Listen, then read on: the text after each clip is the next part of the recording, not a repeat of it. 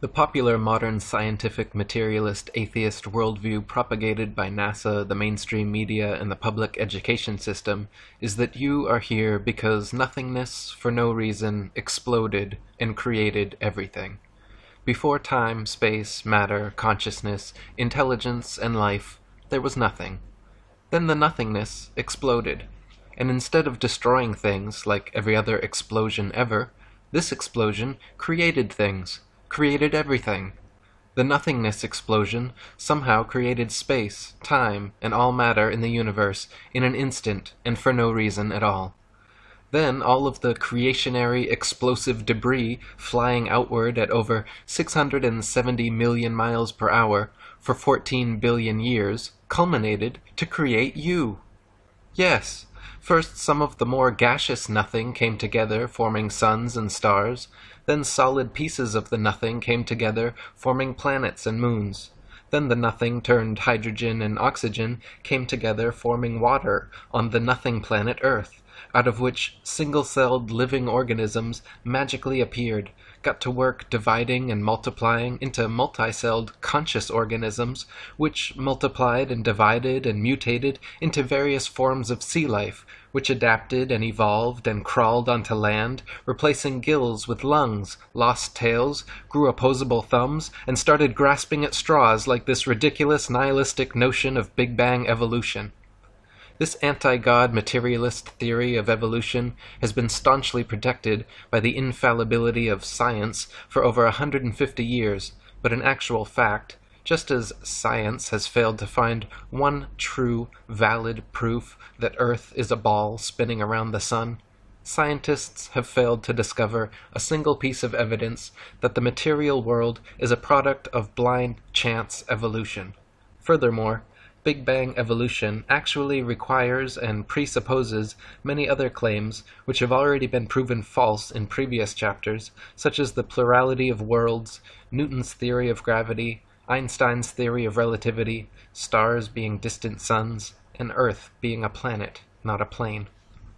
Harun Yahya wrote, "Evolutionary theory claims that life started with a cell that formed by chance. According to this scenario, 4 billion years ago, various lifeless chemical compounds underwent a reaction in the primordial atmosphere on the Earth in which the effects of thunderbolts and atmospheric pressure led to the formation of the first living cell. The first thing that must be said is that the claim that inanimate materials can come together to form life is an unscientific one that has not been verified by any experiment or observation. Life is only generated from life. Each living cell is formed by the replication of another cell. No one in the world has ever succeeded in forming a living cell by bringing inanimate materials together, not even in the most advanced laboratories. The theory of evolution faces no greater crisis than on the point of explaining the emergence of life. The reason is that organic molecules are so complex that their formation cannot possibly be explained as being coincidental, and it is manifestly impossible for an organic cell to have been formed by chance. How could all the interconnected and compartmentalized components, the cell wall, the cell membrane, the mitochondria, proteins, DNA, RNA, ribosomes, lysosomes, cytoplasm, vacuoles, nucleus, and other cell parts magically come together and create conscious, intelligent life from unconscious, dead matter? Just making one average-sized protein molecule is already composed of 288 amino acids of 12 varying types, which can be combined to 10 to the 300th power different ways. Of all those possibilities, only one forms the desired protein molecule, and there are over 600 types of proteins combined in the smallest bacterias ever discovered. Astronomer Fred Hoyle compared the odds that all the multifaceted and multifunctional parts of a cell could coincidentally come together and create life, analogous to a tornado sweeping through a junkyard and assembling a Boeing 747 from the materials therein. Hoyle wrote that if there were a basic principle of matter which somehow drove organic systems toward life, its existence should easily be demonstrable in the laboratory. One could, for instance, take a swimming bath to represent the primordial soup, fill it with any chemicals of a non-biological nature you please, pump any gases over it or through it you please, and shine any kind of radiation on it that takes your fancy. Let the experiment proceed for a year, and see how many of those 2,000 enzymes, protein produced by living cells, have appeared in the bath. I will give the answer, and so save all the time and trouble and expense of actually doing the experiment. You will find nothing at all, except possibly for a tarry sludge composed of amino acids and other simple organic chemicals. Even if scientists placed all the chemical substances necessary for life in a tank, applied to them any processes of their choice, and waited for billions of years, not a single living cell could or would ever form. Astrobiologist Chandra Wickraman Singh wrote, "The likelihood of the spontaneous formation of life from inanimate matter is 1 to a number with 40,000 zeros after it. It is big enough to bury Darwin and the whole theory of evolution. The beginnings of life were not random. They must have been the product of purposeful intelligence. From my earliest training as a scientist, I was very strongly brainwashed to believe that science cannot be consistent with any kind of deliberate creation. That notion has had to be painfully shed. At the moment, I can't find any rational argument to knock down the view which argues for conversion to God. We used to have an open mind. Now we realize that the only logical answer to life is creation, and not accidental random shuffling." Harun Yahya wrote, "Scientific proofs from such branches of science as paleontology, microbiology, and anatomy reveal evolution to be a bankrupt theory. It has been stressed that evolution is incompatible with scientific discoveries, reason, and logic. Those who believe in the theory of evolution think that a few atoms and molecules thrown into a huge vat could produce thinking, reasoning professors, university students, scientists, artists, antelopes, lemon trees, and carnations. Moreover, the scientists and professors who believe in this nonsense are educated people. That is why it is quite justifiable to speak of the theory of evolution as the most potent spell in history. Never before has any other belief or idea so taken away people's powers of reason, refused to allow them to think intelligently and logically, and hidden the truth from them as if they had been blindfolded. Consciousness, life, the beautiful diversity, complexity, and interconnectedness of nature and the universe simply could not be the result of some random coincidental physical phenomenon. If the likelihood of life forming from inanimate matter is 1 to the 10 to the 40,000th power, then those are precisely the magnificent odds against which the universe could be unintelligently designed. Even the simple formation of DNA and RNA molecules are similarly beyond the reach of chance to come together, equivalent to 1 times 10 to the 600th power, or 10 with 600 zeros afterwards. Such a mathematical improbability actually so closely borders the impossible that the word improbable becomes misleading. Mathematicians who regularly work with these infinitesimally small numbers say anything beyond 10 to the 50th power should be considered, for all intents and purposes, impossible. Dr. Leslie Orgel, an associate of Francis Crick, the discoverer of DNA, wrote, "It is extremely improbable that proteins and nucleic acids, both of which are structurally complex, arose spontaneously in the same place at the same time. Yet it also seems impossible to have one without the other. And so, at first glance, one might have to conclude that life could never, in fact, have originated by chemical means. Or, as Turkish evolutionist Professor Ali Demirsoy stated, the probability of the coincidental formation of cytochrome C, just one of the essential proteins for life, is as unlikely as the possibility of a monkey writing the history of humanity on a typewriter without making any mistakes. Some metaphysical powers beyond our definition must have acted in its formation." Harun Yahya wrote, "Let us suppose that millions of years ago a cell was formed which had acquired everything necessary for life, and that it duly came to life. The theory of evolution again collapses at this point, for even if this cell had existed for a while, it would eventually have died, and after its death, nothing would have remained, and everything would have been reverted to where it had started. This is because the first living cell, lacking any genetic information, would not have been able to reproduce and start a new generation. Life would have ended with its death. The genetic system does not only consist of DNA.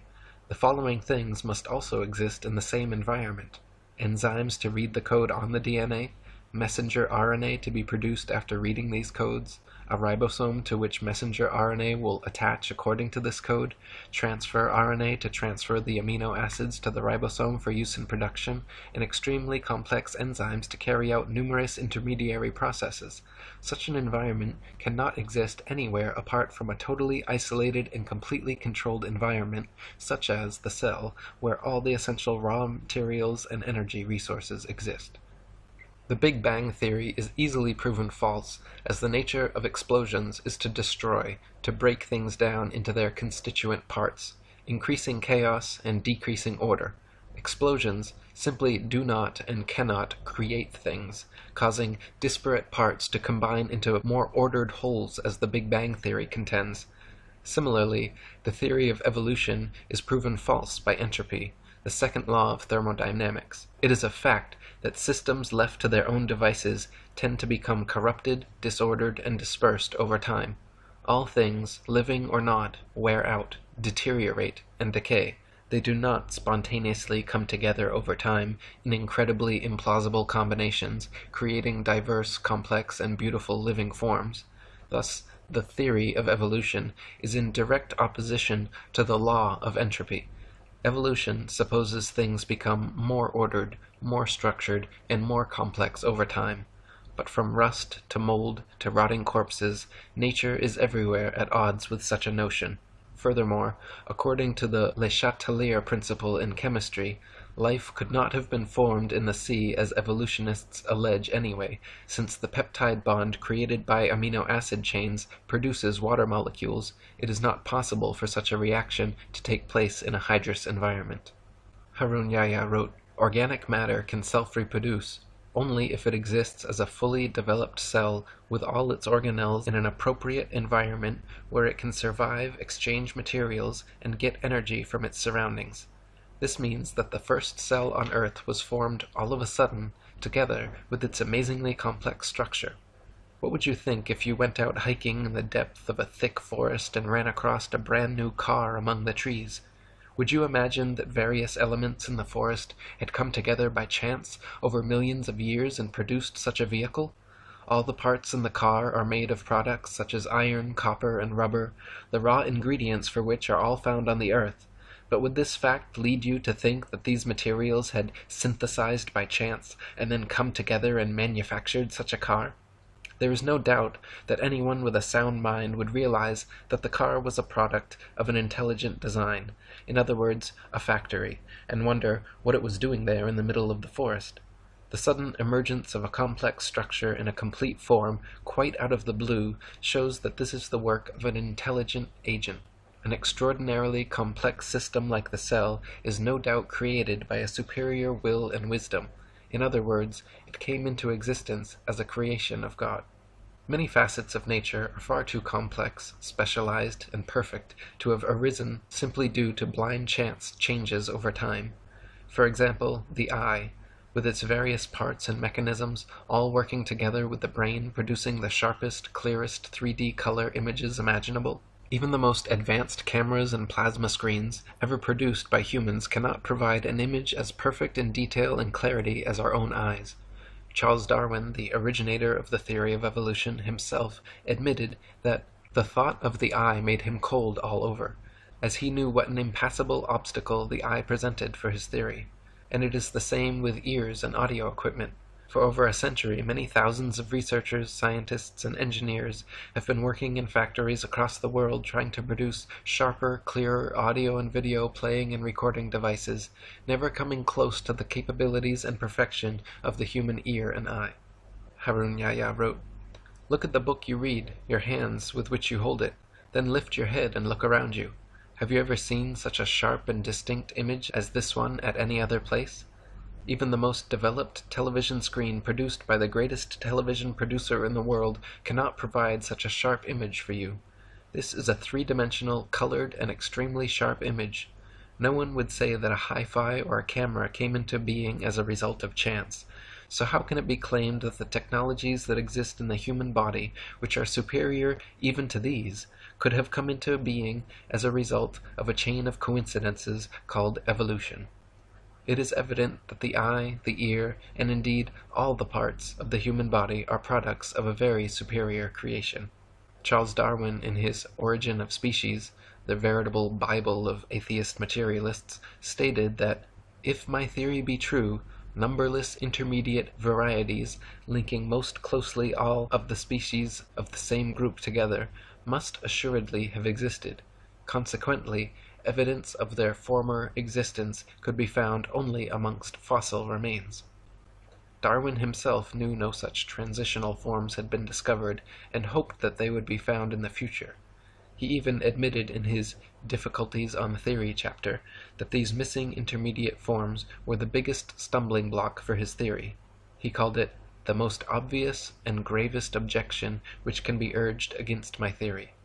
Harun Yahya wrote, "According to the theory of evolution, every living species has emerged from a predecessor. One species which existed previously turned into something else over time, and all species have come into being in this way. According to the theory, this transformation proceeds gradually over millions of years. If this were the case, then innumerable intermediary species should have lived during the immense period of time when these transformations were supposedly occurring.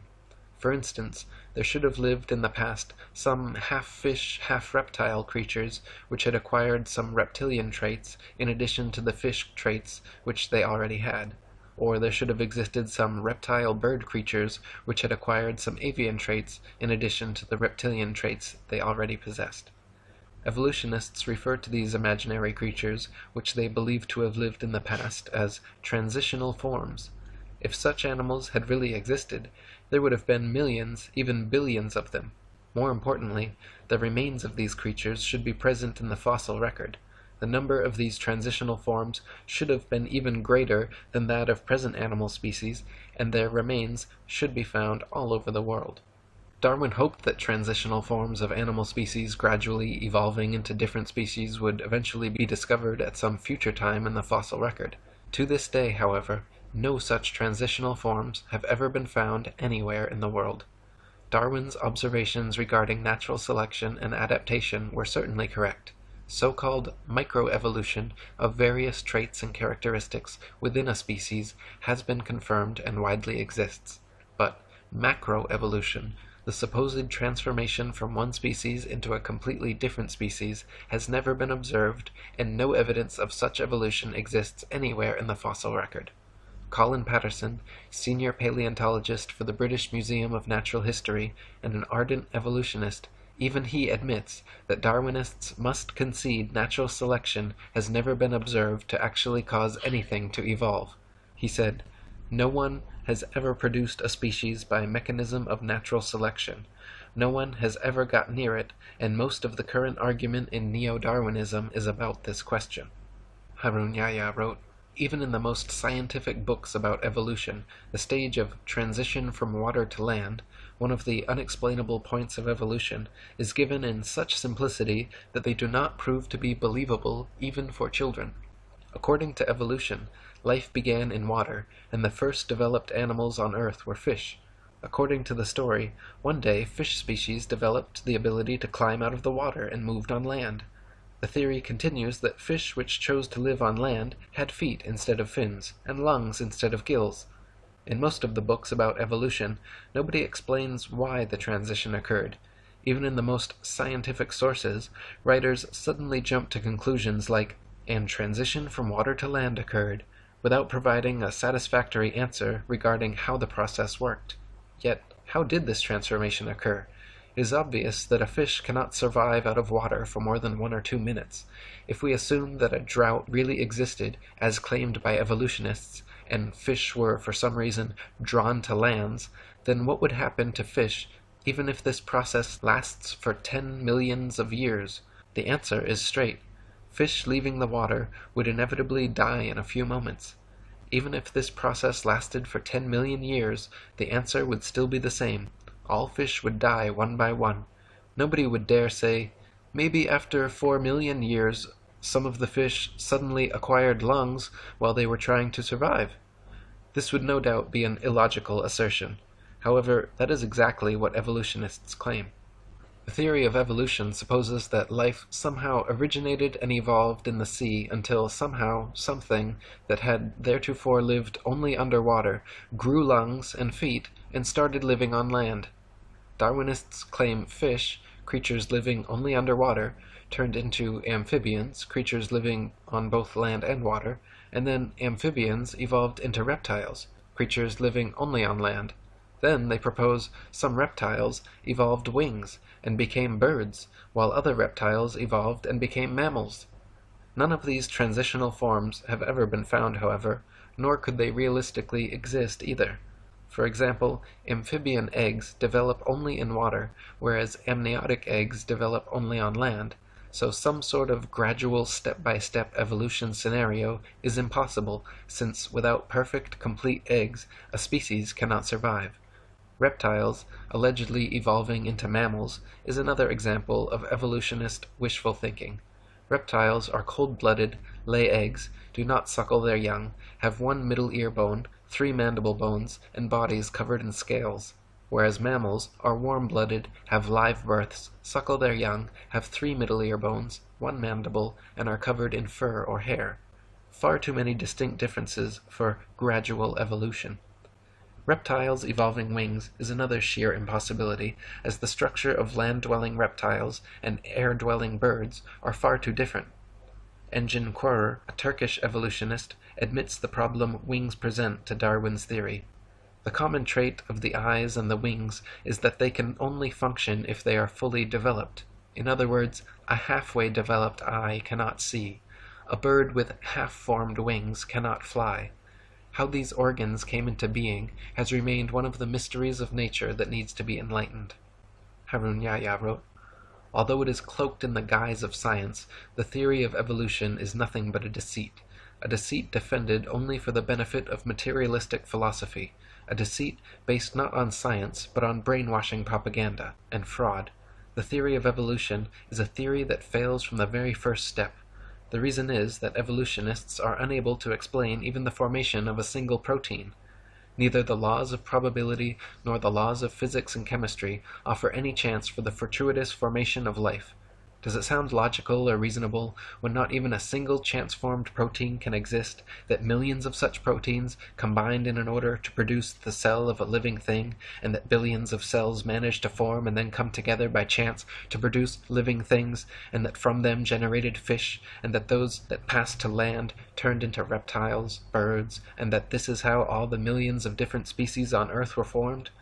They have never found a single transitional form, such as a half-fish, half-reptile, or half-reptile, half-bird, nor have they been able to prove that a protein, or even a single amino acid molecule composing a protein, could have formed under what they call primordial Earth conditions. Not even in their elaborately equipped laboratories have they succeeded in doing that. Darwin's theory is a concept that concerns not only biology, chemistry, astronomy, and metaphysics, but actually formed the basis for a new political outlook as well. Within a very short time, this new progressive political attitude was redefined as social Darwinism, and as many historians have suggested, social Darwinism became the ideological basis of fascism, communism, and eugenics. Darwin's idea of natural selection and survival of the fittest were central to the insane ideologies of many of the 20th century's worst mass murderers, including Mao, Stalin, Lenin, Trotsky, Marx, and Pol Pot. Charles Darwin himself was a blatant racist who elucidated in his book The Descent of Man how blacks and aborigines, due to their inferiority to Caucasians, would be done away with by the civilized races in time. Freemasonic records state that Charles Darwin's grandfather, Erasmus Darwin, was a philosopher, scientist, and physician who advanced ideas on evolution back in the 18th century. Before coming to Derby in 1788, Dr. Darwin had been made a Mason in the famous time-immemorial lodge of Canongate Kilwinning No. 2 of Scotland. He also maintained close connections to the Jacobin Masons in France and Adam Weishaupt's Illuminati. Sir Francis Darwin and Reginald Darwin, two of his sons, were also made Masons in Tyrian Lodge No. 253 at Derby. Charles Darwin does not appear on the rolls of the lodge, but it is most likely that he, like his grandfather, his sons, and his bulldog, T.H. Huxley, was a Mason. Charles wrote that he used to listen to his grandfather's ideas of evolution and was greatly influenced by them. Erasmus was the first man to put forward the notion of evolution in England. He was known as a respected person, but he had a very dark private life, and at least 2 illegitimate children. Charles himself would go on to marry his first cousin, and have 3 children die due to complications from inbreeding. Harun Yahya wrote, "Masons, thinking that Darwinism could serve their goals, played a great role in its dissemination among the masses. As soon as Darwin's theory was published, a group of volunteer propagandists formed around it, the most famous of whom was Thomas Huxley, who was called Darwin's bulldog. Huxley, whose ardent advocacy of Darwinism was the single factor most responsible for its rapid acceptance, brought the world's attention to the theory of evolution in the debate at the Oxford University Museum, in which he entered into on June 30th, 1860, with the Bishop of Oxford, Samuel Wilberforce. Huxley's great dedication to spreading the idea of evolution, together with his establishment connections, is brought into further light according to the following fact. Huxley was a member of the Royal Society, one of England's most prestigious scientific institutions, and, like nearly all the other members of this institution, was a senior Mason. Other members of the Royal Society lent Darwin significant support. In short, Darwin wasn't acting alone. From the moment his theory was proposed, he received the support that came from the social classes and groups whose nucleus was made up of Masons. An important example which proves the fact that Darwinism is one of the biggest deceptions of atheistic Freemasonry is a resolution carried in a Mason meeting. The 33rd Degree Supreme Council of Mizraim Freemasonry at Paris reveals in its minutes its promotion of evolution as science, while they themselves scoffed at the theory. The minutes read as follows. "It is with this object in view, the scientific theory of evolution, that we are constantly, by means of our press, arousing a blind confidence in these theories. The intellectuals will puff themselves up with their knowledge, and without any logical verification of them will put into effect all the information available from science, which our agentur specialists have cunningly pieced together for the purpose of educating their minds in the direction we want. Do not suppose for a moment that these statements are empty words. Think carefully of the successes we arranged for Darwinism." Atheistic Freemasonry in the United States has picked up the resolution of Mizraim before long. New Age magazine in its March 1922 issue stated that the kingdom of atheistic Freemasonry will be established by evolution and the development of man himself. As seen above, the false scientific image of evolution is a deception set in the 33rd degree atheist Masonic lodges. Atheist Masons openly admit that they will use the scientists and media which are under their control to present this deception as scientific, which even they find funny. The Mimar Sinan Journal, published by the Turkish Great Freemasonry Lodge, has openly discussed their mission to use Darwinism to overthrow religion and belief in God. One article mentioned, "Today, the only valid scientific theory accepted both by most civilized countries and underdeveloped ones remains to be Darwinism. However, neither the Church nor other religions have collapsed yet. The legend of Adam and Eve is still being taught as religious teaching in holy books." In other words, it seems that one of the main goals of modern Masons, besides convincing people of the Ball Earth and Big Bang, is to abolish creationism and replace it with their godless myth of blind chance evolution. Just like Copernicus never claimed to have any new or special evidence for his heliocentric theory, Darwin never claimed to have any verifiable scientific evidence proving his evolution theory. Yet here we are 150 years later, no closer to a proof of either, but with the vast majority of indoctrinated sheeple convinced they are monkey men hanging from a spinning ball. Harun Yahya wrote, "When we look at the Western media carefully, we frequently come across news dwelling on the theory of evolution. Leading media organizations and well-known and respectable magazines periodically bring this subject up. When their approach is examined, one gets the impression that this theory is an absolutely proven fact, leaving no room for discussion. Ordinary people reading this kind of news naturally start to think that the theory of evolution is a fact, as certain as any law of mathematics. They print headlines in big fonts. According to Time magazine, a new fossil that completes the gap in the fossil chain has been found. Or, nature indicates that scientists have shed light on the final issues of evolutionary theory. The finding of the last missing link of the evolution chain means nothing because there is not a single thing proven about evolution. In short, both the media and academic circles, which are at the disposal of anti-religionist power centers, maintain an entirely evolutionist view, and they impose this on society. This imposition is so effective that it has in time turned evolution into an idea that is never to be rejected. Denying evolution is seen as being contradictory to science and fundamental realities. The information we have considered throughout this book has shown us that the theory of evolution has no scientific basis, and that, on the contrary, evolutionist claims conflict with scientific facts. In other words, the force that keeps evolution alive is not science. The theory of evolution is maintained by some scientists, but behind it there is another influence at work. This other influence is materialist philosophy. Materialist philosophy is one of the oldest beliefs in the world, and assumes the existence of matter as its basic principle. According to this view, matter has always existed, and everything that exists consists of matter. This makes belief in a creator impossible, of course, because if matter has always existed, and if everything consists of matter, then there can be no supermaterial creator who created it. The fact of the matter is, evolution is, was, and always has been a foregone conclusion by people looking for any answer other than God. When you metaphysically exclude the existence of an intelligent, creative consciousness behind the creation of the material world, the only answer left is random happenstance. Everything must be the result of coincidence, chance, and circumstance once you have excluded the possibility of a supreme intelligent creator. But no matter how diligently it is denied, the truth remains. You simply are not some cosmic accident, not the result of random happenstance, chance, or coincidence. Your eyes, your ears, your feelings, your life and consciousness are all the result of the most supremely intelligent design. My previous book, Spiritual Science, is a 284-page refutation of materialist science and philosophy, which proves far beyond any reasonable doubt that atheistic materialism is an invalid, untenable, destructive philosophy, and that consciousness and intelligence existed before and beyond all space, time, and matter.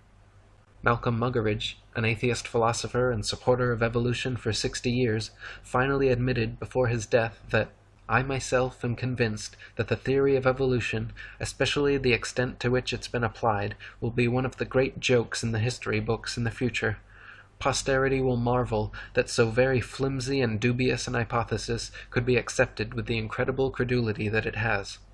Harun Yahya wrote, according to these professors, a number of simple chemical substances first came together and formed a protein, which is no more possible than a randomly scattered collection of letters coming together to form a poem.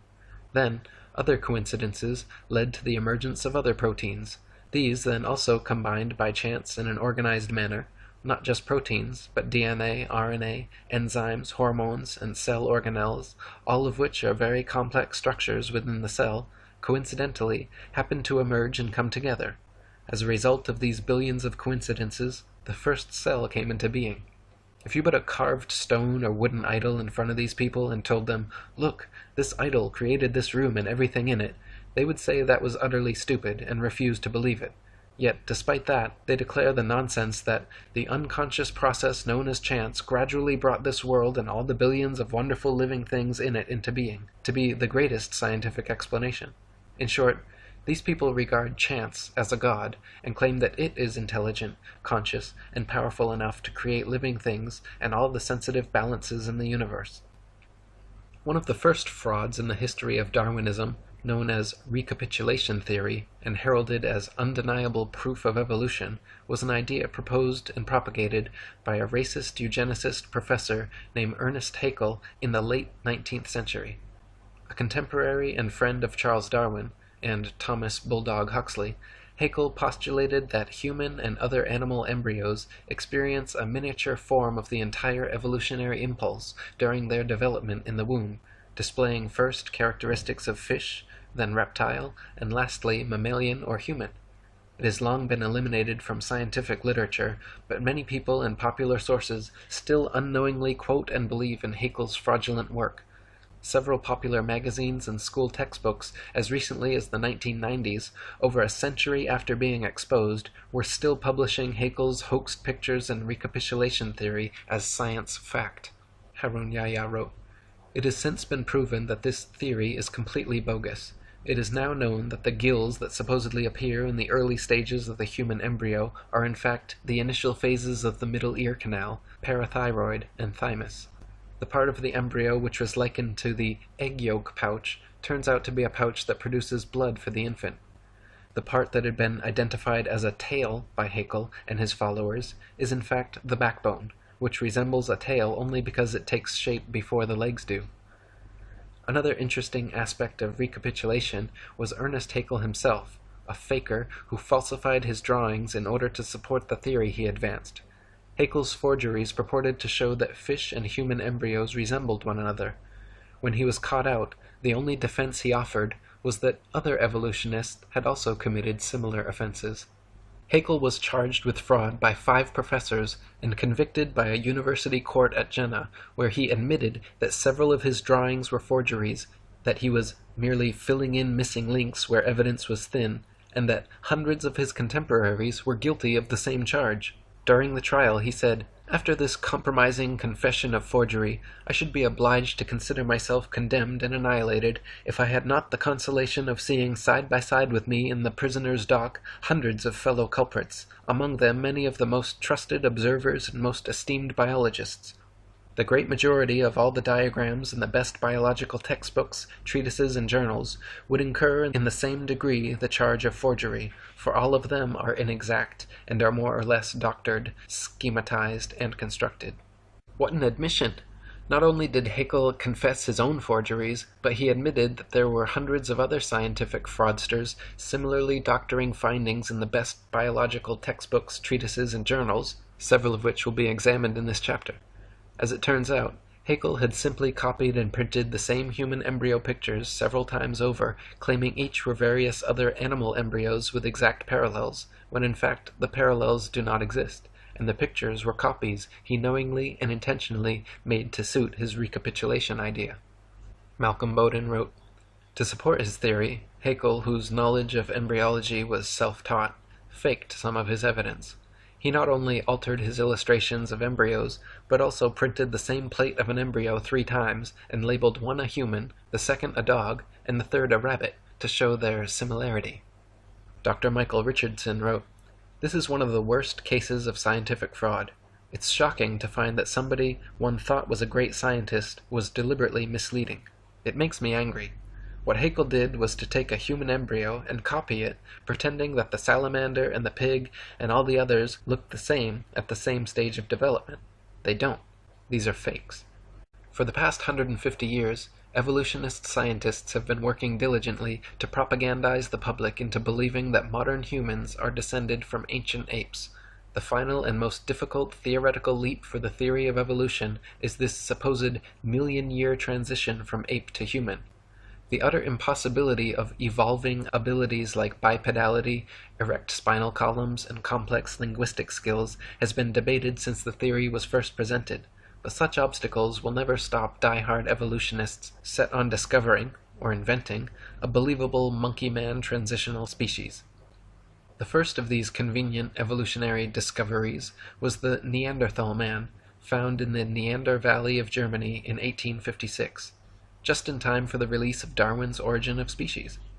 To this day, reconstructed drawings of hairy ape-like Neanderthal men are depicted in scholarly journals and school textbooks, and claim to be a missing evolutionary link.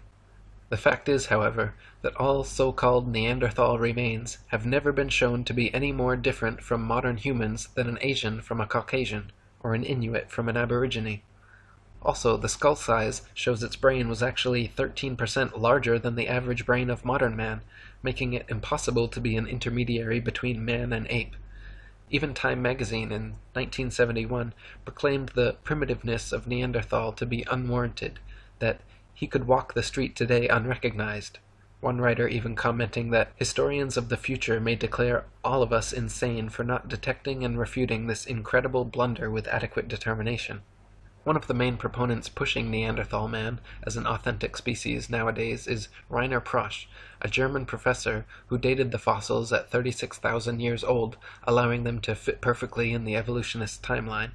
In 2005, however, Prosch was forced to retire in disgrace by a panel of Frankfurt University heads who determined he had fabricated data and plagiarized the work of his colleagues over the past 30 years. The once renowned carbon dating expert has presently been completely ostracized from the scientific community. It has since been determined that all Neanderthal skeletal remains are no more than a few thousand years old, some only a few hundred. They have also found modern human DNA in the bones, that their brain capacity was 13% larger than the modern average, their height 5'9", comparable to our average, and they had advanced tools, buried their dead, and enjoyed art. University of Berlin professor Rudolf Virchow, Ernest Haeckel's former professor and the father of modern pathology, back in 1872 concluded the original Neanderthal remains were simply that of an unfortunate Homo sapiens who had suffered childhood rickets, adult arthritis, and was victim to several damaging blows to the head.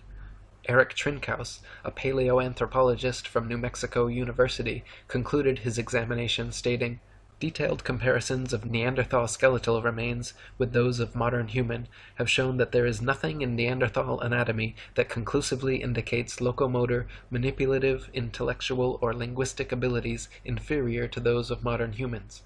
In 1891, the next ape-man discovery was found in Java, Indonesia, by Eugene Dubois, who coincidentally happened to be a student and apprentice of evolutionist hoaxer Ernest Haeckel.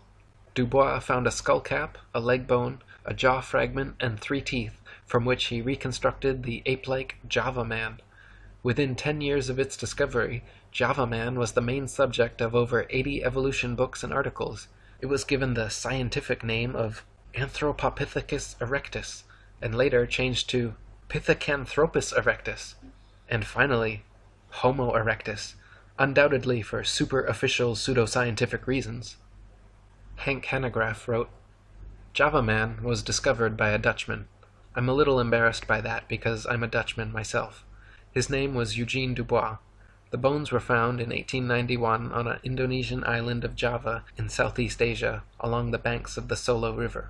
And there was an interesting assortment. He found a leg bone, a skull cap, a jaw fragment, and 3 teeth. And that's what he concocted Java man from. Interestingly, some of the teeth were old and some young. The bones belonged to ape, female and male. It was an interesting conglomeration, and the reason that people didn't catch on to it is because the find of Dubois was kept from scholars for about 30 years. He also withheld the discovery of modern human remains, which were found in the same stratum as Java man. Of course, that would have ruined his claims that Java man was the ancestor of modern-day humans. Finally, enough pressure was placed on him that the actual bones were allowed to be examined and the discrepancies were found, and eventually enlightened America, as well as the world, found out that this was a hoax. Unfortunately, hoaxes die hard. Recently, Time magazine ran a cover story entitled "How Man Became Man," and starts off ridiculing Christians and creationists, then goes on to present Java man as though it were a fact. Java man's teeth were found to be of different ages, and the bones a mixture of human and ape, with a giant gibbon skull.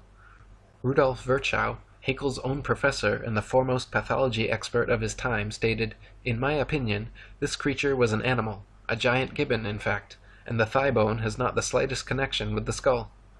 He and many others have concluded the thigh bone is quite clearly human, while the skull cap and teeth belong to a primate. In 1912, a doctor and paleoanthropologist named Charles Dawson claimed to have found a jawbone and cranial fragment of an ape-man transitional form in a pit in Piltdown, England. It was alleged to be 500,000 years old, and was displayed as absolute proof of human evolution in museums across the world. For the next 40 years, scores of scientific articles, artist reconstructions, and over 500 doctoral theses were written about Piltdown Man. Objections and criticisms were raised immediately by contemporaries like Arthur Keith, but managed to be mitigated by Dawson until 1953, when tests proved conclusively that the Piltdown skull was actually human and only a few hundred years old, while the lower protruding jaw was from a recently deceased orangutan. Investigators found that Dawson had artificially worn down the orangutan jaw, and that the primitive tools discovered alongside the fossils were imitations Dawson had sharpened with steel implements. Dawson also filled the molar surfaces of the teeth to more resemble those of man, and stained all the fossils with potassium dichromate to give them an antiquated appearance. The stains quickly disappeared when dipped in acid, however.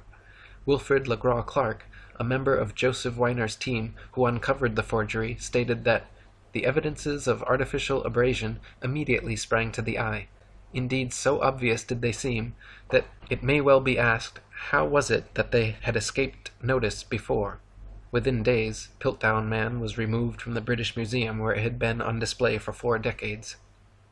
Since conclusively being proven a hoax in 1953, many of Dawson's other paleontological finds have also proven to be fakes or planted. In 2003, Dr. Miles Russell of Bournemouth University published the results of an investigation into Dawson's antiquarian collection, concluding that at least 38 specimens were clear fakes, noting that Dawson's entire academic career appears to have been built upon deceit, sleight of hand, fraud, and deception, the ultimate gain being international recognition. The next fraudulent attempt at creating and propagating a supposed ape-man transitional form was carried out in 1922 by Henry Fairfield Osborn, co-founder of the American Eugenics Society, president of the White Supremacist Pioneer Fund, and director of the American Museum of Natural History. Osborn declared that he had been sent an anomalous tooth found in Snakebrook, Nebraska, which had characteristics of both ape and man. He determined that it came from the Pliocene period of ancient history, and affectionately labeled the tooth's owner Nebraska Man. Harun Yahya wrote, Nebraska Man was immediately given a scientific name, Hesperopithecus haroldkukei. Many authorities gave Osborn their support. Based on this single tooth, reconstructions of the Nebraska Man's head and body were drawn. Moreover, Nebraska Man was even pictured along with his wife and children, as a whole family in a natural setting. Once Nebraska Man made the media rounds of popular publications, and the pliable public was sufficiently propagandized, the story disappeared until 1928, when William Bryan and William Gregory had the opportunity to independently examine the tooth. Their investigations both conclusively found that the tooth did not belong to a man or ape, but was actually from an extinct species of wild American pig called Presthenops. After William Gregory published his article, Hesperopithecus, apparently not ape nor a man, in Science magazine, all drawings and models of Nebraska Man and his family were quickly removed from evolutionist publications. Henry Osborn himself was forced to concede that Nebraska Man, Hesperopithecus haroldkukei, the supposed example of the Pliocene Pithecanthropus erectus, and his whole imaginary family were completely fictional fabrications. He never admitted to intentional fraud, and why would he? But as an ardent evolutionist, eugenicist, and white supremacist, a level of confirmation bias was likely. Osborn was even such a sadistic racist that he was quoted during a national debate unabashedly saying of World War I Army intelligence tests that, "I believe those tests were worth what the war cost, even in human life. We have learned once and for all that the Negro is not like us." Harun Yahya wrote, after Darwinism advanced the claim with his book The Descent of Man that man evolved from ape-like living beings, he started to seek fossils to support this contention. However, some evolutionists believed that half-man, half-ape creatures were to be found not only in the fossil record, but also alive in various parts of the world. In the early 20th century, these pursuits for living transitional links led to unfortunate incidents, one of the cruelest of which is the story of a pygmy by the name of Odabenga. Odabenga was captured in 1904 by an evolutionist researcher in the Congo. In his own tongue, his name meant friend. He had a wife and 2 children. Chained and caged like an animal, he was taken to the USA, where evolutionist scientists displayed him to the public in the St. Louis World Fair along with other ape species and introduced him as the closest transitional link to man. 2 years later, they took him to the Bronx Zoo in New York, and there they exhibited him under the denomination of Ancient Ancestors of Man, along with a few chimpanzee, a gorilla named Dina, and an orangutan called Duhong. Dr. William Hornaday, the zoo's evolutionist director, gave long speeches on how proud he was to have this exceptional transitional form in his zoo, and treated caged Otabenga as if he were an ordinary animal. Unable to bear the treatment he was subjected to, Otabenga eventually committed suicide. Piltdown Man, Nebraska Man, Otabenga. These scandals demonstrate that evolutionist scientists do not hesitate to employ any kind of unscientific method to prove their theories. In 1927, Davidson Black declared he had discovered 5 crushed skulls and several teeth near Beijing belonging to an ancient ape-man species now widely known as Peking Man, or Baking Man. Somewhere between 1941 and 1945, all the original bones were mysteriously lost, however, leaving only a few plaster casts left to examine. At the same site where this supposed missing link was found, there were also found the remains of 10 fully human skeletons who quarried nearby limestone, built fires, and left behind a variety of tools. Many scientists now believe the tools were used on Peking Man rather than by them. The back of the skulls were all bashed in, and in that part of the world, monkey brains are a delicacy, so it is likely that Peking Man were actually Peking apes, and they were man's meal, not man's ancient ancestor. In 1974, Donald Johanson discovered Lucy, a 3-foot-tall, supposedly 3 million-year-old Australopithecine in Ethiopia. Widely publicized as our oldest direct human ancestor, Lucy made the usual rounds of scientific magazine journals and school textbooks. Don Johanson modestly claimed that Lucy was the most important find made by anyone in the history of the entire human race, and the media heralded him a hero. He was promoted from assistant professor to receiving his own Institute for Human Biology at Berkeley. During all this time, he never allowed scientists to examine Lucy's bones until 1982, 8 years later. Since then, and as more Australopithecine skeletons have been found and examined, however, many leading evolutionists agree that Lucy is simply an extinct type of ape, similar to modern pygmy chimpanzees, and nothing more. They may have walked slightly more upright than most apes, but were not bipedal or erect, could not talk, spent most of their time on trees, and walked on all fours. Lord Solly Zuckerman and Professor Charles Oxnard did 15 years of research on Australopithecines along with a team of 5 specialists, coming to the conclusion that all the various specimens of Australopithecus they examined were only an ordinary ape genus and definitely not bipedal. The French Science and Life magazine ran the cover story in May 1999, Goodbye Lucy, writing about how Lucy, the most famous fossil of Australopithecus, was not the root of the human race and needs to be removed from our supposed family tree. However, even now in 2014, a movie named Lucy has just been released by Masonic Universal Pictures, where the Lucy ape-woman fraud is still treated as scientific fact throughout the entire movie. In 1982, a skull fragment found in the Spanish town of Ors was held to be the oldest fossilized human remain ever found in Eurasia. Ors Man was supposedly a 17-year-old ape man who lived between 900,000 and 1,600,000 years ago, and was presented to the world with the usual reconstructed drawings showing a young, hairy man-ape teenager. In 1983, however, a team of scientists from France concluded that the skull fragment was actually from a 4-month-old donkey. A 3-day scientific symposium had been scheduled so experts could examine and discuss the bone, but was immediately cancelled after the French investigation. Embarrassed Spanish officials sent out 500 letters to the would-be attendees apologizing. After more conclusive tests, the Daily Telegraph on May 14, 1984 carried the headline, "Ass Taken for Man." Later in 1984, Kamoya Kimu, in a team led by paleoanthropologist Richard Leakey, discovered Turkana Boy at Neriakatum near Lake Turkana, Kenya. Turkana Boy was proclaimed to be a preteen boy from 1.5 to 1.6 million years ago and is now regarded as the most complete early human skeleton ever found. Much like Neanderthal man, however, Turkana Boy, or Neriakatomi Homo erectus, is no different from modern man. American paleoanthropologist Alan Walker said, "I doubt the average pathologist could tell the difference between the fossil skeleton and that of a modern human." He wrote that he laughed upon first seeing it because it looked so much like a Neanderthal. Turkana was bipedal, with arms and legs of human proportions, an upright skeletal structure, comparable in height, cranial size, and development rate of modern humans. Even the discovering team leader Richard Leakey stated that the difference between this specimen of Homo erectus and modern man are no more pronounced than simple racial variances. The shape of the skull, the degree of protrusion of the face, the robustness of the brows, and so on, these differences are probably no more pronounced than we see today between the separate geographical races of modern humans. Such biological variation arises when populations are geographically separated from each other for significant lengths of time. So when seen for what they really are, all the supposed ape-men discoveries and reconstructions are nothing but frauds and fantasies. Neanderthal man was just an ordinary man. Java man and Piltdown man were composed of human and ape bones. Nebraska man was actually a pig. Peking man was actually man's meal. Lucy was just a monkey.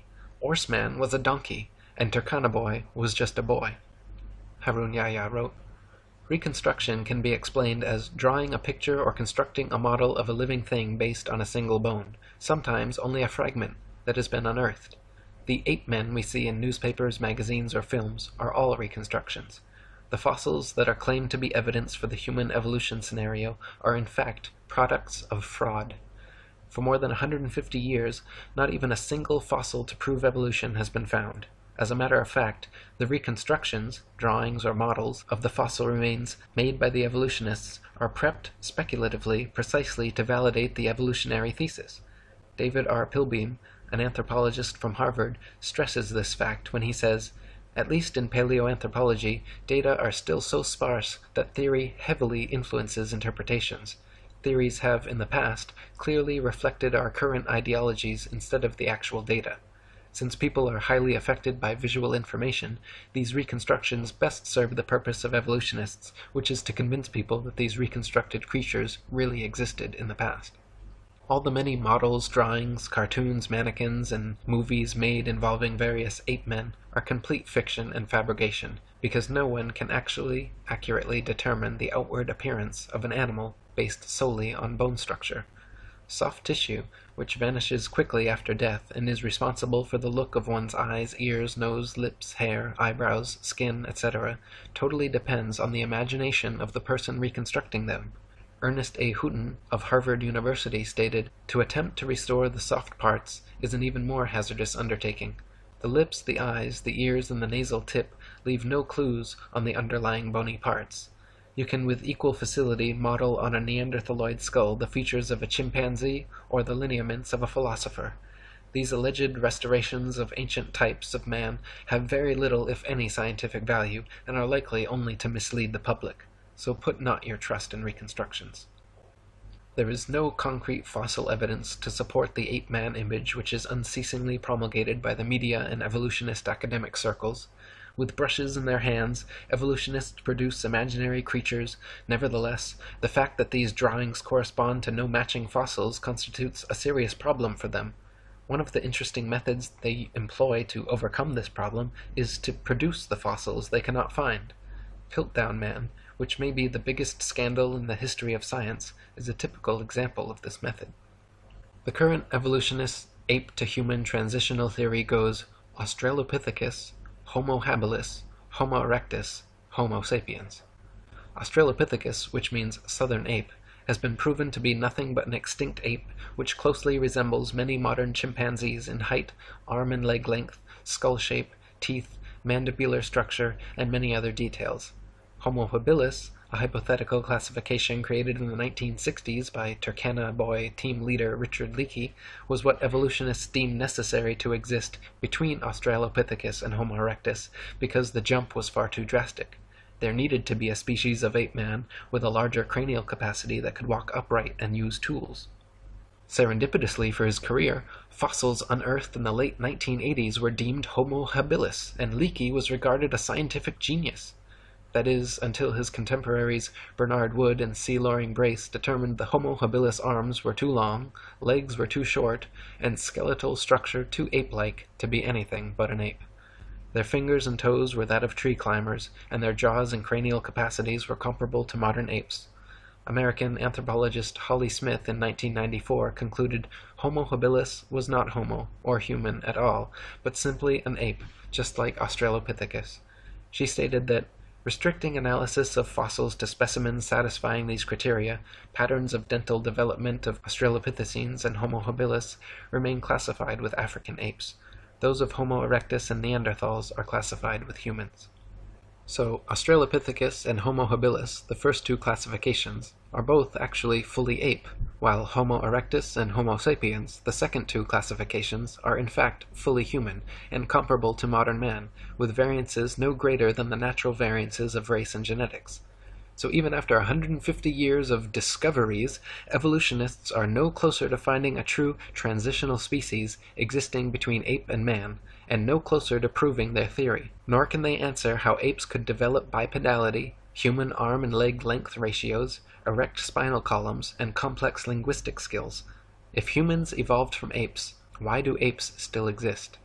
Why don't any of these supposed transitional forms still exist now, and where are true examples in the fossil record?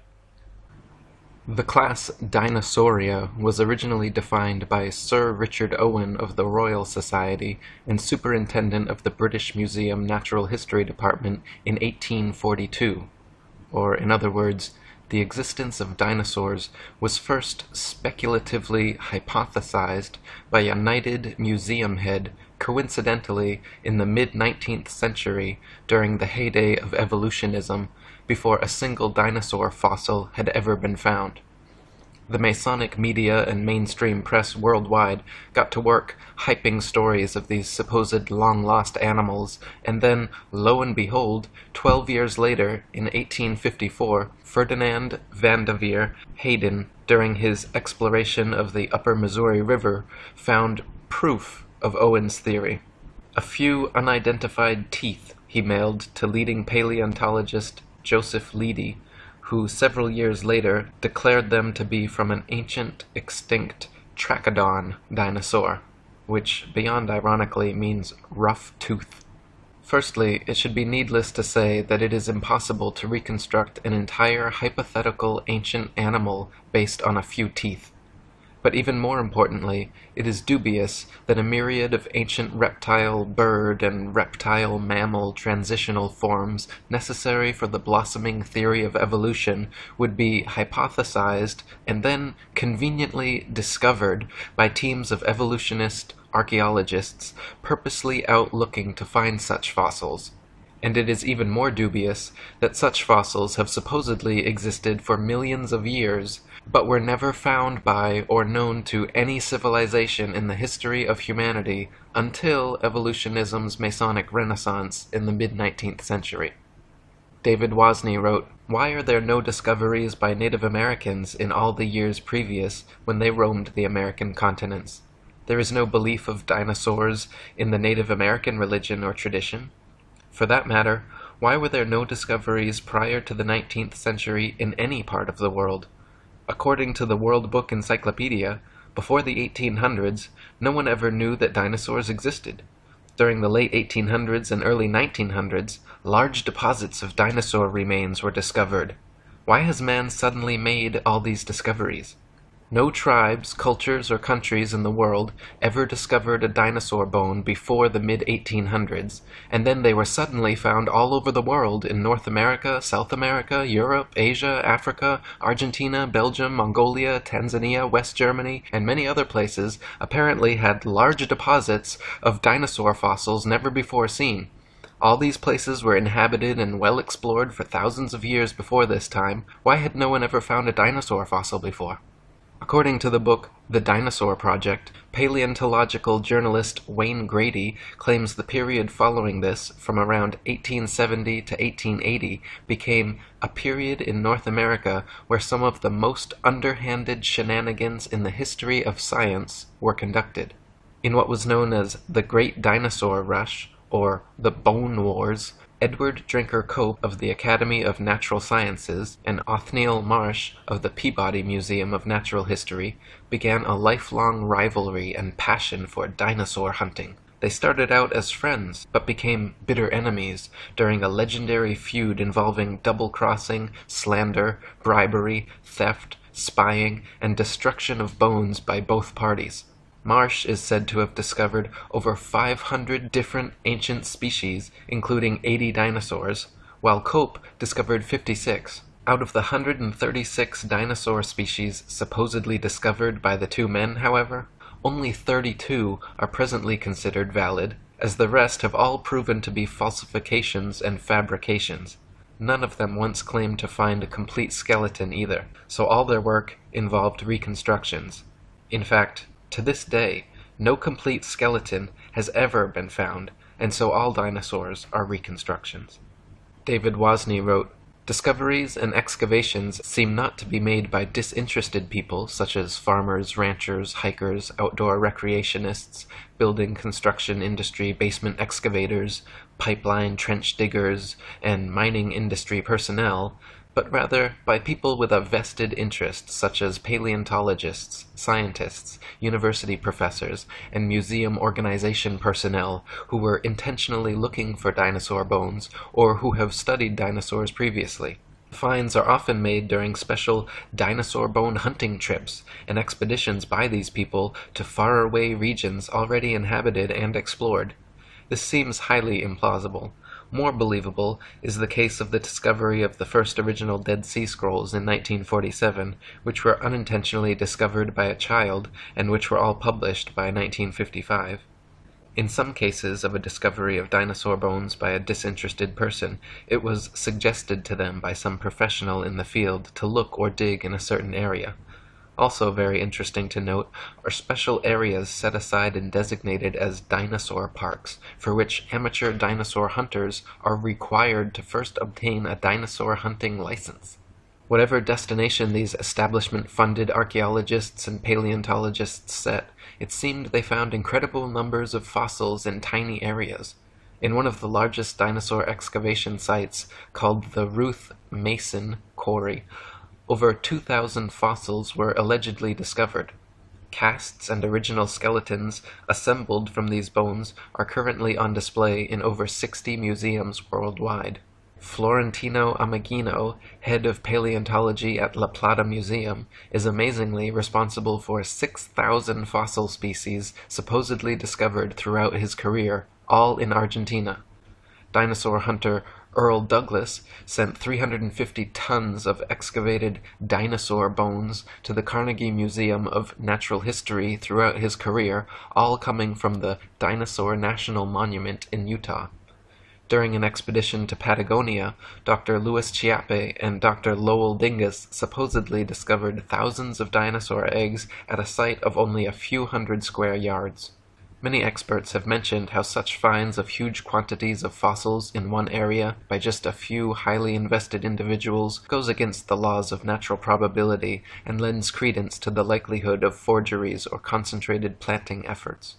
David Wozni wrote, "Dinosaur bones sell for a lot of money at auctions. It is a profitable business. There is pressure for academics to publish papers. Museums are in the business of producing displays that are popular and appealing. Movie producers and the media need to produce material to sell to stay in business. The mainstream media loves to hype alleged dinosaur finds. Much is to be gained by converting a bland, non-dinosaur discovery of a bone of modern origin into an impressive dinosaur find and letting artists' interpretations and imaginations take the spotlight rather than the basic, boring, real find. There are people who desire and crave prestige, fame, and attention. There is the bandwagon effect and crowd behavior, and then there are people and entities pursuing political and religious agendas. Highly rewarding financial and economic benefits to museums, educational and research organizations, university departments of paleontology, discoverers and owners of dinosaur bones, and the book, television, movie, and media industries may cause sufficient motivations for ridiculing of open questioning and for suppression of honest investigation. The fact that T-Rex bones have sold at auctions for upward of $12 million shows how lucrative the field of dinosaur hunting can be, and it just happens to be museum officials who serendipitously seem to make the most prolific finds. The first dinosaur to ever be publicly displayed was the Hadrosaurus folci at Edward Drinker Cope's Academy of Natural Sciences in Philadelphia. The bones were co-discovered by Joseph Leidy, Cope's esteemed professor, and the man responsible for the Trachodon Toothosaurus. The original Hadrosaurus reconstruction, which is still on display today, shows a huge plaster-cast bipedal reptile standing upright, using its tail as a third leg. What few people know, however, is that no skull was ever discovered, and no original bones were put in the public exhibit. David Wasney wrote, "A visual and a sculptural artist were promptly hired to invent a skull, and from the illustrations of another artist, who had depicted the iguanodon, the two artists drew the same face for the Hadrosaurus folci. The people involved could now technically defend the existence of this dinosaur if someone were to ask. The stunt worked out so well and fooled the public so thoroughly that they could later change the head of the creature without anyone noticing. To this day, Hadrosaurus folci is on display at the Academy of Natural Sciences in Philadelphia. The bones are said to be kept behind heavy closed doors, but a plaster copy is exhibited in their place. So we learn of an iguana skull being substituted for the skull of a dinosaur on display. What was the public told at the time? What are we not being told today? What we are not being told is that this is the rule and not the exception. To this day, not a single complete skeleton of any dinosaur has ever been found. All the museum displays, models, mannequins, cartoons, and movies of prehistoric monsters you have ever seen are all imaginative reconstructions based on incomplete skeletons arranged in a manner paleontologists believe to be most realistic. Furthermore, the skeletons exhibited in museums are all admittedly intricate fabrications made of plaster, fiberglass, various epoxies, and other animal bones, not original fossils. When dinosaur bones are transported and prepared, they use strips of burlap soaked in plaster to jacket over the fossils. Then, after applying a tissue separator to keep the plaster from direct contact with the bone, the soaked burlap strips are laid on until it is totally encased in a protective, mummy-like coating ready for safe transport. In an article titled, "A Fossil's Trail from Excavation to Exhibit," one insider remarked that, "Through mold making and casting, we can totally fabricate limbs, ribs, vertebrae, etc. for the missing pieces of an articulated skeletal mount. Plaster, fiberglass, and epoxies are often and commonly used. In reconstruction work on single bones, small to large cracks can be filled in with mache or plaster mixed with dextrin, a starch that imparts an adhesive quality and extra hardness to regular molding plaster. We've also had success using epoxy putties. Large missing fragments can be sculpted directly in place with these same materials." In other words, museum personnel work with plaster and other materials to transport and fabricate skeletons and missing or incomplete bones all the time. In fact, the huge dinosaur bone displays found in museums across the world are admittedly carefully prepared fakes. No independent researcher has ever examined a real dinosaur. They claim all the actual fossils are kept in high-security storage, but only a select few paleontologists are ever allowed to examine them, so the ability to ascertain their authenticity is kept from the general public. Robin Kofod wrote, "Most people believe that dinosaur skeletons displayed in museums consist of real dinosaur bones. This is not the case.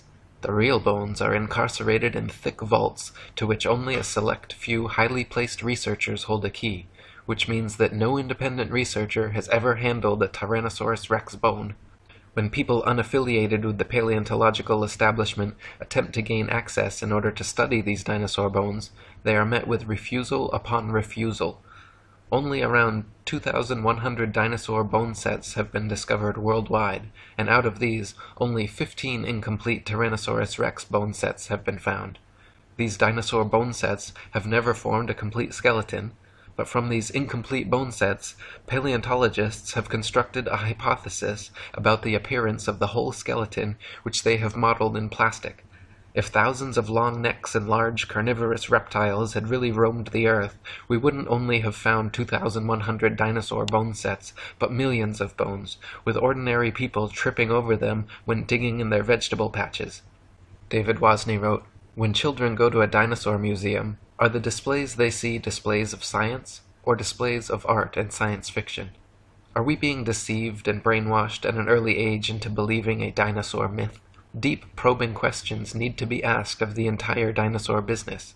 There may have been an ongoing effort since the earliest dinosaur discoveries to plant, mix, and match bones of various animals such as crocodiles, alligators, iguanas, giraffes, elephants, cattle, kangaroos, ostriches, emus, dolphins, whales, rhinoceroses, etc., to construct and create a new man-made concept, prehistoric animal called the dinosaur. Where bones from existing animals are not satisfactory for deception purposes, plaster substitutes may be manufactured and used. Some materials similar or superior to plasticine clay or plaster of Paris would be suitable. Molds may also be employed. What would be the motivation for such a deceptive endeavor? Obvious motivations include trying to prove evolution, trying to disprove or cast doubt on the Bible and the existence of a God, and trying to disprove the young Earth theory. The dinosaur concept implies that if God exists, he tinkered with his idea of dinosaurs for a while, then probably discarded or became tired of this creation, and then went on to create man. The presented dinosaur historical timeline suggests an imperfect God who came up with the idea of man as an afterthought, thus demoting the biblical idea that God created man in his own image. Type dinosaur skulls into a search engine, and you will find a variety of replicas, tailor-made dinosaurs, and museum-quality skeletons. One of the largest and most renowned suppliers of fake dinosaurs is the Zigong Dino Ocean Art Company in Sichuan, China, which provides natural history museums worldwide with ultra-realistic dinosaur skeletons made from real bones. Chicken, frog, dog, cat, horse, and pig's bones are melted down, mixed with glue, resin, and plaster, then used as base material for recasting as dinosaur bones. They are even given intentional fractures and an antiquated, fossilized look to achieve the right effect. Their website boasts over 62% of our output goes to American and European markets, which means we will understand and are familiar with the intricacies and regulation of exporting to these regions. Since we are a partner of dinosaur museums, all products are made under the guidance of experts of the Chinese Academy of Sciences. We have gained a global sales network reaching the USA, Brazil, France, Poland, Russia, Germany, Saudi Arabia, South Korea, Thailand, Indonesia, exhibited in Peru, Argentina, Vancouver, Cincinnati, Chicago, and other places. As Alan Fiducia, University of North Carolina paleontology professor, wrote, "I have heard there is a fake fossil factory in northeast China, in Liaoning province near the deposits where many of these recent alleged feather dinosaurs were found."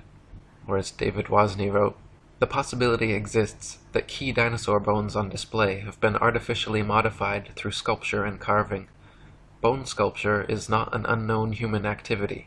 Many cultures participate in creating man-made objects out of existing bones, totally unrecognizable from the original shape. Is the dinosaur industry a customer of this sort of business? Is it possible that dinosaur skeleton replica are secretly assembled or manufactured in private buildings out of public view, with bones artificially constructed or used from a number of different modern-day animals? Why bother having any authentic original fossils at all if alleged replicas please the public? Another problem with dinosaurs is their unnatural structural dynamics. Many dinosaur skeletons and reconstructions feature bipedal monsters like the T-Rex with a forward-leaning torso and head far larger and heavier than its counterbalancing tail. Many museum displays cannot even stand up under their own weight. It is highly unlikely that beasts this large and disproportionate could exist at all. The loads acting on their skeletons are so great that calculations indicate the bones of the largest dinosaurs would buckle and crack under their own immense weight. Experts have also pointed out that dinosaurs would have to have moved much slower than portrayed in movies to prevent sudden shocks to their skeletons. David Wozni wrote, "This idea of slow-moving animals does not agree with the biomechanical analysis of dinosaurs, which indicate that the dinosaurs were agile, active creatures. This is the paradox between the dinosaur's size and lifestyle. Many displays and drawings of dinosaurs appear to be an absurdity, showing a two-legged animal that would be totally off balance, with the weight of head and abdomen much greater than weight of tail, which is supposed to act as a counterbalance. Is the dinosaur industry a case of science trying to meet public desires or expectations? The movie Jurassic Park is an example of showing dinosaurs much larger than any current displays in museums. After the movie came out, it is interesting to note that many articles were written asking, "Is this possible?" I can recall a report of dinosaur DNA being discovered preserved in amber, which later turned out to be false. Robin Kofod wrote, "Overall, several millions of dollars have been spent promoting the existence of dinosaurs through movies, TV, magazines, and comics. The world of movies and paleontology are like Siamese twins. People's view on the existence of dinosaurs is based not on firm evidence, but on Hollywood-fixated artistic impressions. Documentaries colorfully illustrate each dinosaur's characteristics, like colors, weight, and muscle mass, but Don Lessam, advisor for Jurassic Park, admits that this is pure guesswork. Consider, for instance, the question of how much these dinosaurs weigh. Don Lessam says, "Scientists don't know how much dinosaurs weighed."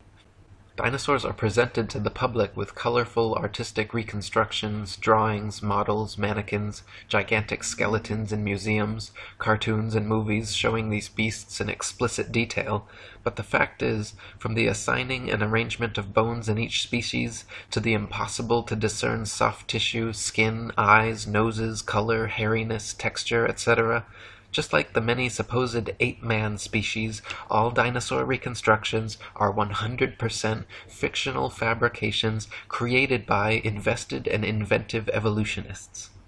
They purposely present dinosaurs to children in the media to spark and bias their young imaginations toward their machinations. Cartoons like Ice Age and The Land Before Time, movies like Jurassic Park and Dinosaur Island, coloring books, dolls, plastic toys, elementary school textbooks, and huge displays in children's museums certainly have an effect on budding young minds. National Geographic and the Ice Age movies were produced by Mason Rupert Murdoch's News Corp and 20th Century Fox. The Masonic production company Universal Studios created Jurassic Park and The Land Before Time. They are owned by Comcast, whose main shareholders are Masons, J.P. Morgan, and the Rothschilds. Discovery Channel, which features many dinosaur documentaries, is also financially advised by N.M. Rothschilds and Son Limited. Former paleontology student Michael Forsell claimed on a radio interview with leading paleontologist Jack Horner that he was a total fraud, fabricating evidence and perpetuating the myth of dinosaurs. He continued on saying, "I started my career in the field of paleontology only to leave my studies once I realized the whole thing was a sham. It's nonsense. Most of the so-called skeletons in museums are actually plaster casts. They even do it openly on documentaries now, preserving the bones my ass. I struggled as a student mainly because I could not tell the difference between a fossilized egg and an ordinary rock, and of course there is no difference. I was treated like a leper when I refused to buy into their propaganda and promptly left the course. Dinosaurs never existed. The whole shebang is a freak show. They just grab a couple of old bones and form them into their latest Frankenstein's monster-like exhibit. We are all being fooled, and it's wrong, but together we can stop it."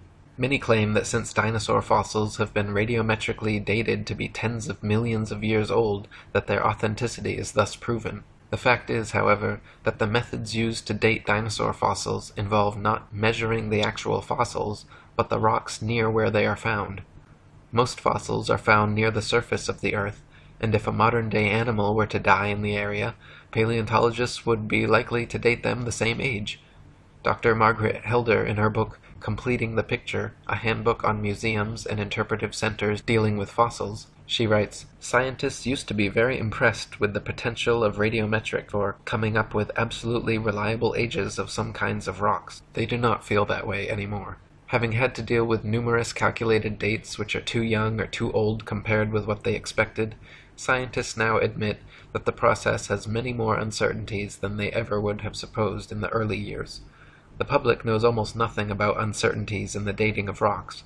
The impression that most people have received is that many rocks on Earth are extremely old and that the technology exists to make accurate measurements of the ages. Scientists have become more and more aware, however, that the measurements which the machines make may tell us nothing about the actual age of the rock."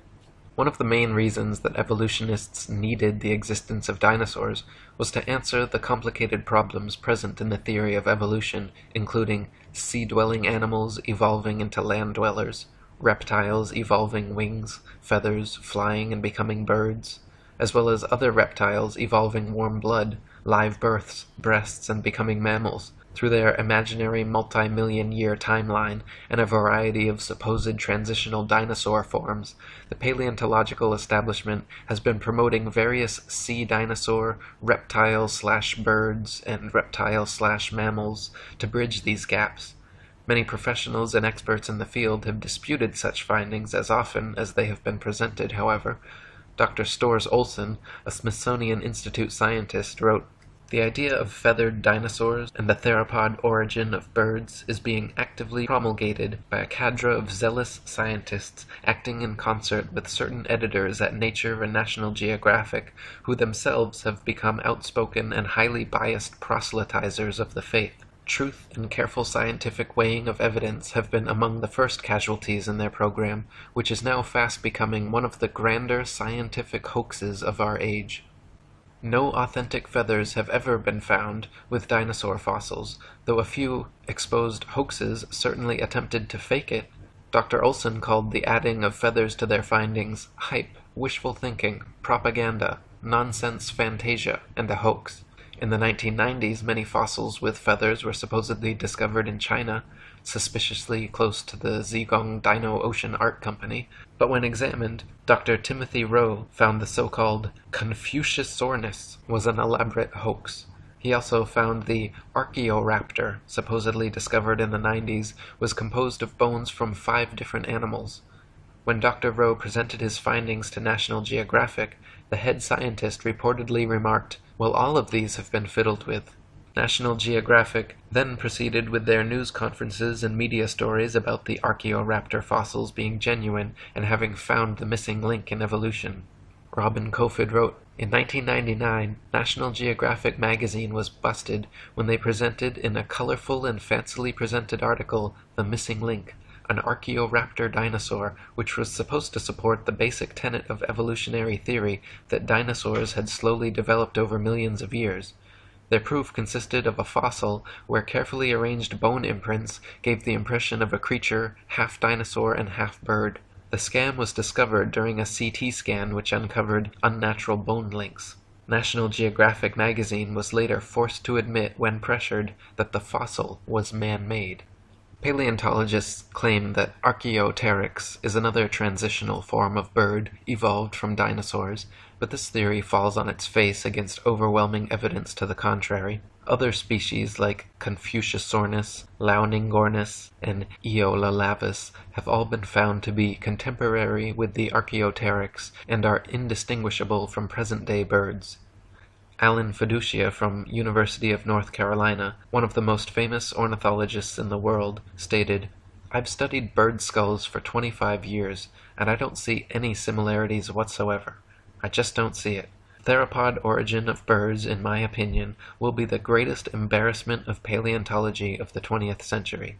Larry Martin from the University of Kansas, a paleoornithologist, says, "To tell you the truth, if I had to support the dinosaur origin of birds with those characters, I'd be embarrassed every time I had to get up and talk about it." Even if dinosaurs did evolve into birds to fill their evolution gap, it does not explain how something like the common housefly could have evolved. Flies flap their wings simultaneously 500 times per second. Even the slightest dissonance in vibration would cause them to lose balance and fall. But this never happens. How could they evolve such an amazing and specialized ability? Why were dinosaurs never discovered before the evolutionist renaissance in the mid-19th century? Why do paleontologists think they can reconstruct an entire species of ancient animal from a few teeth? Why have so many dinosaur discoveries turned out to be hoaxes? Why are all authentic dinosaur fossils kept under tight lock and key away from any independent analysis? Why has erosion and weathering not destroyed all these supposed prints and fossils that are allegedly millions of years old? If dinosaurs were supposedly wiped out by a meteor impact or other such catastrophe, why is it that all the other various animal species that exist today were not similarly wiped out? There are many more questions which need to be answered before anyone in their right mind should consider the existence of dinosaurs anything but a convenient evolutionist myth. Robin Kofod wrote, "The paleontological establishment can control which hypotheses will be constructed through textbooks and the curriculum. In this way, students are brainwashed into a pseudo-reality controlled by text material and the teacher's authority. A short practical example. A random dental bone is found at an excavation site, and from this dental bone the rest of the skeleton is guessed at. We are not kidding about this. The entire dinosaurian field of the paleontological program is a sham."